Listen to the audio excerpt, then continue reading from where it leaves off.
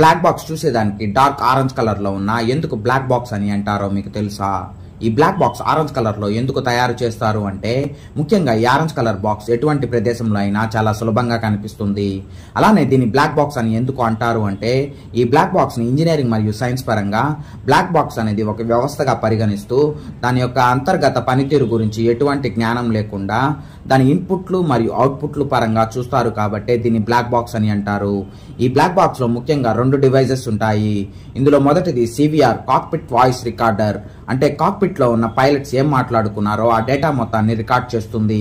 అలానే రెండవది డిఎఫ్డిఆర్ digital flight data recorder, అంటే ఫ్లైట్ ఏ హైట్ లో ఉంది, ఎంత స్పీడ్ తో వెళ్తుంది, అలానే ఎలా పనిచేస్తుంది అనే డేటాని రికార్డ్ చేస్తుంది.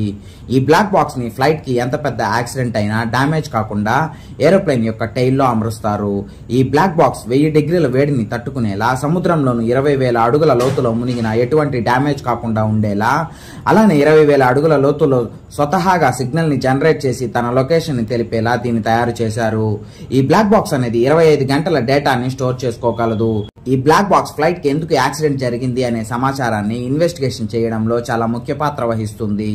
ఈ వీడియోలోని ఇన్ఫర్మేషన్ యూస్ఫుల్ అనిపిస్తే ఈ వీడియోని లైక్ చేసి ఇలాంటి ఇంట్రెస్టింగ్ మరియు ఇంపార్టెంట్ అప్డేట్స్ కోసం మన విన్ టాక్స్ యూట్యూబ్ ఛానల్ ని సబ్స్క్రైబ్ చేసుకోండి.